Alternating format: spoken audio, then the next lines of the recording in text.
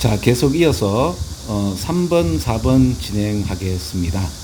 그 사관학교 문제나 그 수능 또는 모의고사 문제 대부분이 제가 마지막 문장의 법칙이라고 해서 제일 마지막부터 먼저 읽어 내려가는 거죠. 낱말의 어떤 그 적절함을 찾아라라고 하더라도 저는 제일 마지막부터 보통 대충 이렇게 읽습니다. 그래서 이제 유통업자들은 자신감이 있다, 되게 의심스러워 한다라는 표현이 있는 이유가 이게 보니까 추가적 디맨드 때문에, 그러면 추가적 수요가 있으면 우리 유통업자들은 좀 더, 잘 팔리니까 컨피던트 하는 게 아닌가? 뭐 이런 내용도 있지만, 또한 이제 이 공급자의 숫자가 줄어들죠. 이제 글로벌 마켓의 어떤 정책에 의해서 이 공급자가 줄어든다. 뭐 이렇게 되면 유통업자들이 이러니까 좀 또 헷갈리는 거예요. 처음에는 요 말 때문에 요래 잡다가 요가 아닌가?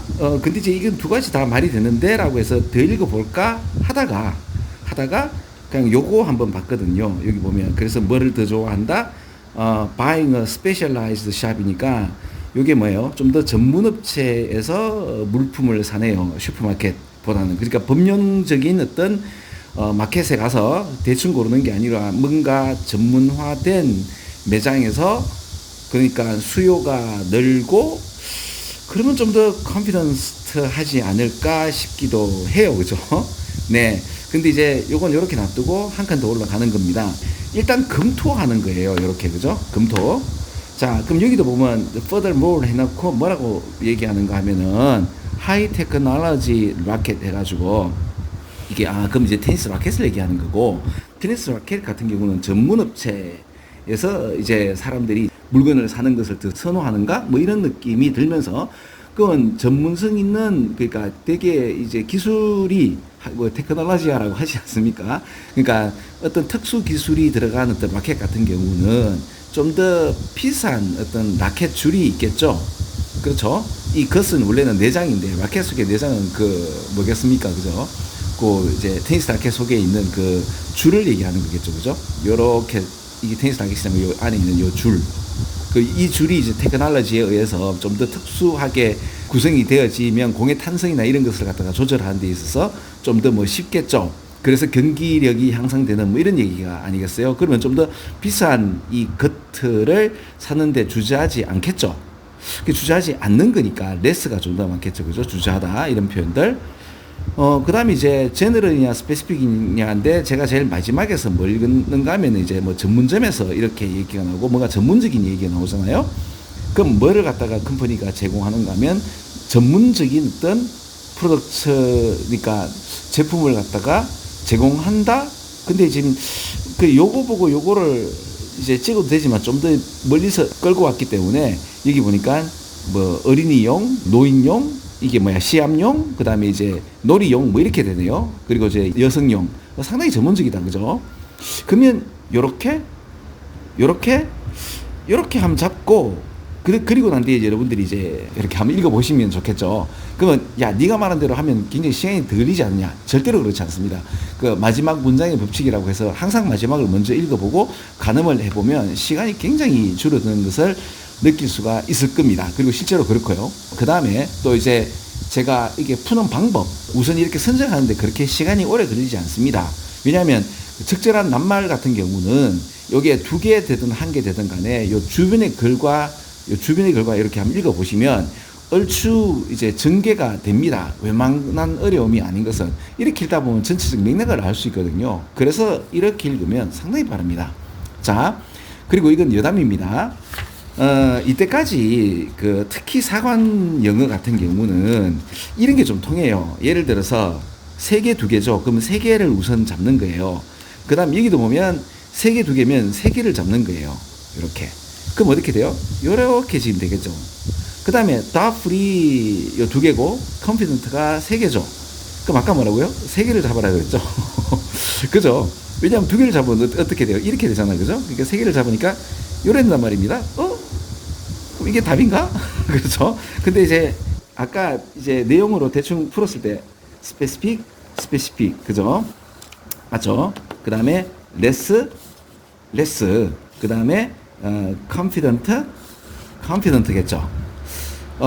그럼 이제 아리까리한 게 이제 confident인데, 기본적으로는 이제 슈퍼마켓보다는 전문점에서 사게 되면 유통업자들이 좀 더 전문점에 좋은 어떤 테크놀로지가 있는 그런 마켓을 파는 데 있어서 전략을 짤 수 있겠죠. 전체적 내용을 보면서 이제 알 수 있을 건데, 어때요? 지금 이렇게 보니까 소위 말하는 야매스러운 것도 맞고, 그 다음에 이렇게 했을 때, 자, 여기 보세요.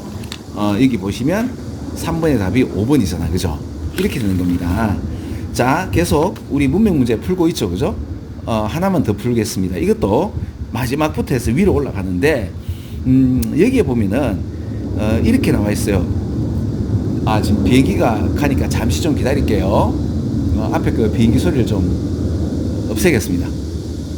그냥 그대로 할까요? 자, 원테이크로 그냥 그대로 지금 진행하도록 하겠습니다. 자, 어디에 의존하는 거죠? 이게 겉보기에 안전한 어떤 결정이다라고 하는 이거를 갖다가 의존하는 것이죠. 이것은 can guarantee, 자, 뭐를 갖다가 이렇게 이제 보증하는가 하면 프로젝트의 프로그램의 सक्세스, 우리 성공을 갖다가 보장한다. 자, 근데 어떤 결정을 하는가 한번 볼까요? 자, 어떤 위험을 피하기 위해서 누구를 선택합니까? 경험을 선택하는 거죠. 뭐보다? 날리지보다. 제가 있잖아요.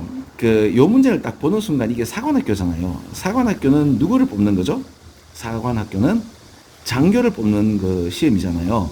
근데 이제 신임 장교들 같은 경우는 경험보다는 지식이겠죠.